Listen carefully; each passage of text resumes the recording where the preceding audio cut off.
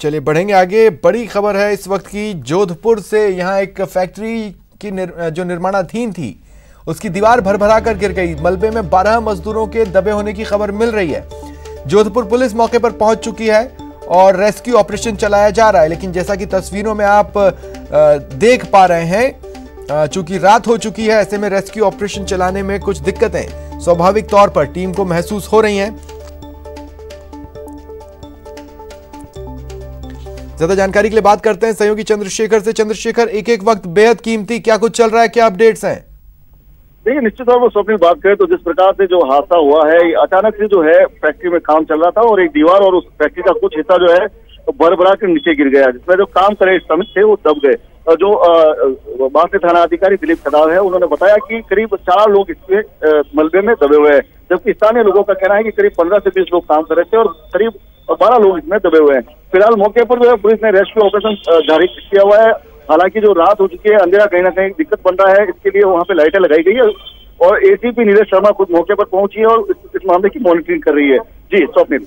चंद्रशेखर, किस तरह से ये रेस्क्यू ऑपरेशन चलाया जा रहा है, क्या कहना है जो भी टीम को लीड कर रहे हैं उनका, कि कितनी देर में उन्हें सफलता मिल जाएगी लोगों को निकालने में? देखिए, हमारी बात हुई थी अभी जो एसीपी नीरज शर्मा से। हालांकि वो ज्यादा बात नहीं कर पाई क्योंकि वो रेस्क्यू में लगी हुई, लेकिन उन्होंने बताया कि जल्द से जल्द बाहर निकालने का प्रयास किया जा रहा है। जो स्थानीय लोग हैं वो भी वहाँ पे जो है मदद कर रहे हैं जो श्रमिकों को बाहर निकालने में।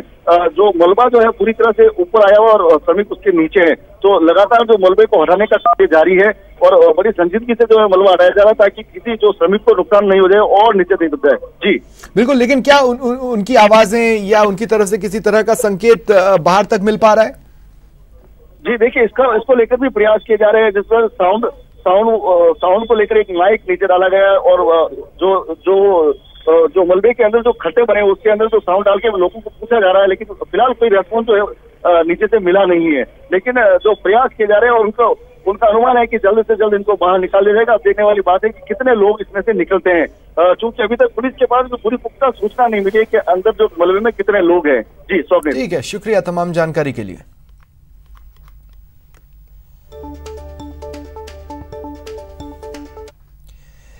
कोरोना को लेकर सीएम गहलोत एक्शन में है। सीएम ने आज कोरोना के हालात की ओपन समीक्षा की। सीएम ने मास्क लगाने पर जोर दिया, साथ ही कहा हमें कोरोना से जुड़े आंकड़े नहीं छुपाने।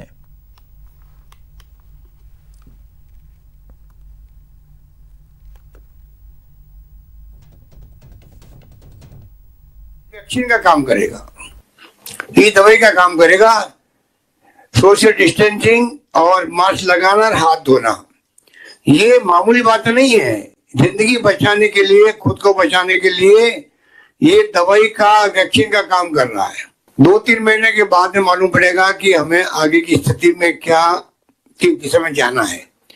पर 2-3 महीने जो आपके पास में है फरवरी तक के, उसमें हम लोग थोड़ी और हिम्मत दिखाएं, हिम्मत रखें, जिससे कि कोरोना को जो अभी तक रोक रखा है, क्योंकि ये फैलते हुए टाइम ही लगाता है। हमने दीपावली पर लोगों का आह्वान किया है कि इस बार आप पटाखे छोड़ना के लिए आप संकल्प करें कि इस बार आप पटाखे काम नहीं लेंगे, छोड़ेंगे नहीं और सादगी के साथ दीपावली मनाएंगे, क्योंकि हमारे लिए जीवन बचाना ज्यादा जरूरी है। एक बात मैं कहना चाहूंगा कि जो आंकड़े के बाद प्रेस में आते रहते हैं कि आंकड़े छिपाए जा रहे हैं, चाहे मृत्यु के हो चाहे वो टेस्टिंग के हो, तो राजस्थान में हमारे पूरे प्रदेश में ये आप सुनिश्चित करें, पूरे प्रदेश के लोग बैठे हुए हैं, हमें आंकड़े छिपाने यूथ नहीं है, हमें पूरी ट्रांसपेरेंसी रखनी है, क्योंकि सबके सहयोग से ही कोरोना जंग को हमें जीतना है। आंकड़े छिपाने को मायने नहीं है, क्योंकि हमने कोई कमी रखी नहीं किसी ने भी काम करने में, जिलों के अंदर, ब्लॉक के अंदर, गाँव में, चाहे क्वारंटाइन का वक्त हो तब भी, चाहे मजदूरों का आवागमन हो तब भी, और सभी तरह इलाज करने के अंदर। इसलिए आराम से जो हकीकत है वो सामने आनी चाहिए। और अब बात करते हैं गुर्जर आरक्षण आंदोलन की। एक तरफ भरतपुर में आंदोलन पिछले 10 दिनों से जारी है। आज कुछ युवकों ने बाइक में आग लगा दी, जिससे माहौल थोड़ा तनावपूर्ण हुआ। वहीं करौली में भी गुर्जर आंदोलन की आंख पहुंच गई है। गुर्जरों ने करौली हिंडौन मार्ग पर जाम लगा दिया।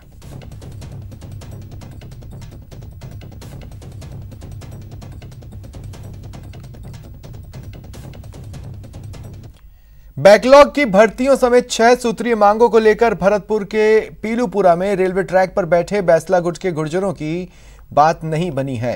सोमवार को उनकी वार्ता विफल होने के बाद अब आंदोलन तेज किया गया है। कुछ युवकों ने छोकरा पुलिस चौकी में रखी एक बाइक को जला दिया, जिसके बाद पुलिस प्रशासन सख्त हो गया है।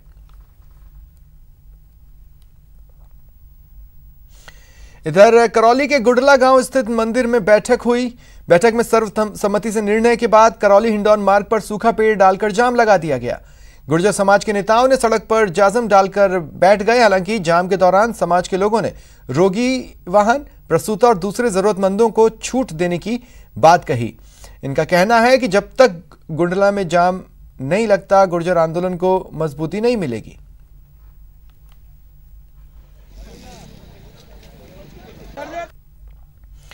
बात करते हैं अलवर की।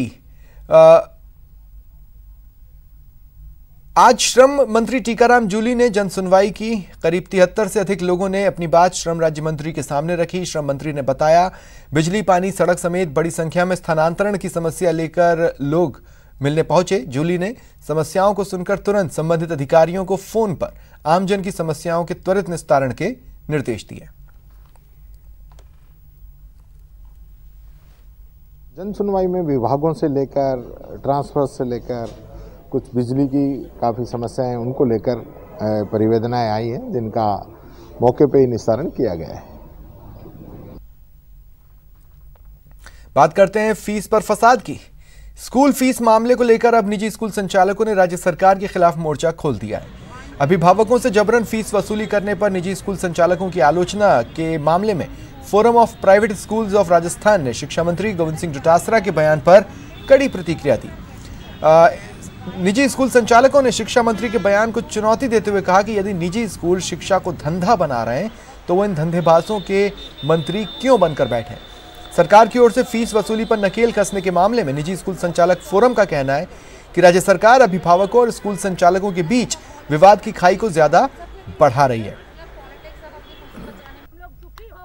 और अंत में हम लोगों को ये फैसला लेना पड़ा कि हमने धरना दिया और ये सरकार बात नहीं मानती है तो ये धरना अनशन में और ये आमरण अनशन में तब्दील किया जाएगा।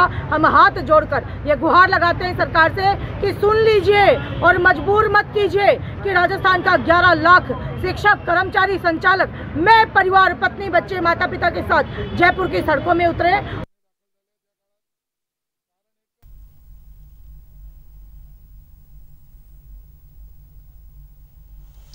बात करते हैं रिश्वतखोरों पर कसते शिकंजे की। एसीबी फुल एक्शन में है।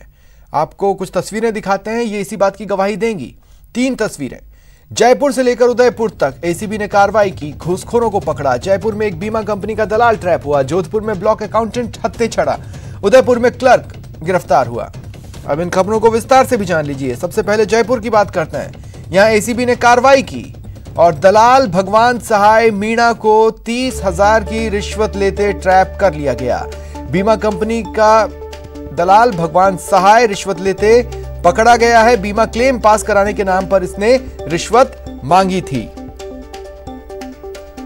इधर जोधपुर में भी एसीबी ने कार्रवाई कर रिश्वतखोर ब्लॉक अकाउंटेंट को ट्रैप किया। मंडोर ब्लॉक का अकाउंटेंट 5,000 की रिश्वत लेते रंगे हाथों पकड़ा गया। परिवादी सुनील सिंह की शिकायत पर एसीबी ने उसे धर दबोचा। वहीं उदयपुर में 8,000 की घूस लेते लिपिक ट्रैप किया गया। 8,000 रुपए की राशि के साथ वो ट्रैप हुआ। गिंगला की खाट ग्राम पंचायत में यह घटनाक्रम सामने आया। नरेगा की राशि जारी करने की एवज में इसने रिश्वत मांगी थी।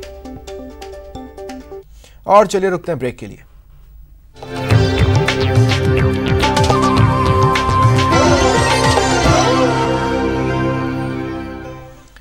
बात करते हैं शुद्ध के लिए युद्ध अभियान की। त्योहारी सीजन में मिलावटखोरों पर शिकंजा कसता जा रहा है। कुछ तस्वीरें देखिए आप। 6 तस्वीरें आपकी टीवी स्क्रीन पर। चूरू, अजमेर, सीकर, डूंगरपुर, भरतपुर और कोटा से ये तस्वीरें, जहां टीमों ने सैंपल्स कलेक्ट किए और जरूरी कार्रवाई की।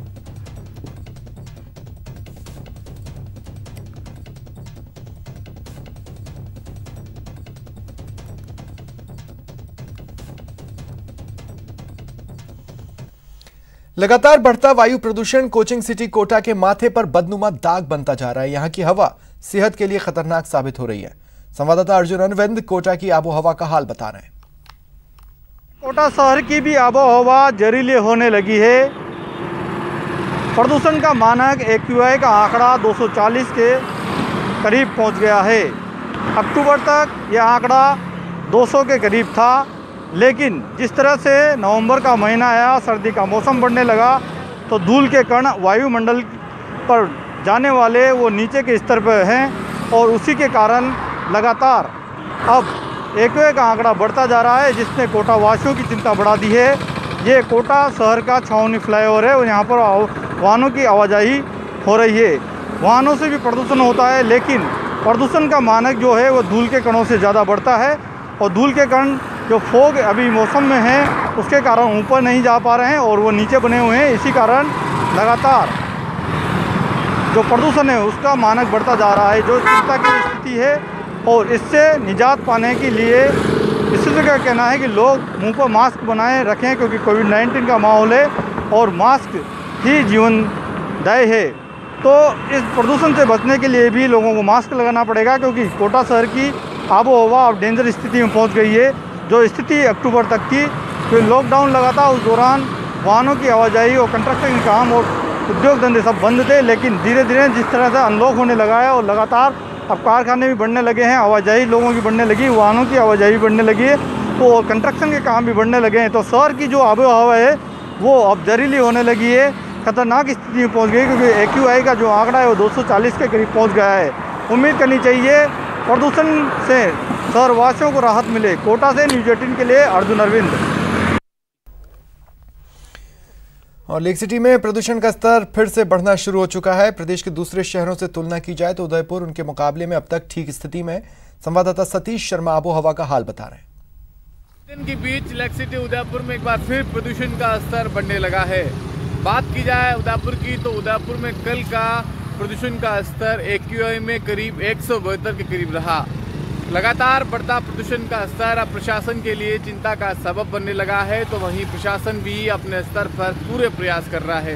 हालांकि जयपुर, जोधपुर, कोटा, भिवाड़ी, शाहपुरा और अलवर के मुकाबले अभी उदयपुर की स्थिति काफ़ी ठीक बनी हुई है, लेकिन लगातार बढ़ता प्रदूषण का जल स्तर त्योहार पर प्रशासन की चिंता को बढ़ा रहा है। जिस तरह से लगातार प्रदूषण में इजाफा हुआ है, उसके बाद अब प्रशासन भी पूरी कोशिश कर रहा है कि आतिशबाजी नहीं होने से त्योहारी सीजन पर इसे कम किया जाएगा। साथ ही जो फसलें जलाने की शिकायतें हर बार आती है और उससे जो प्रदूषण का स्तर है वो बढ़ता है, तो कहीं ना कहीं उस पर भी लगाम लगाई जा सके, नियंत्रण पाया जा सके, इसको लेकर भी एहतियातन इंतजामात स्थानीय प्रशासन अपने स्तर पर कर रहा है। हालांकि दूसरे शहरों के मुकाबले अभी उदयपुर वासियों के लिए थोड़ी चिंता की बात नहीं है, लेकिन फिर भी लगातार बढ़ता स्तर अब कहीं ना कहीं प्रशासन के लिए। फिलहाल इतना ही। नमस्कार।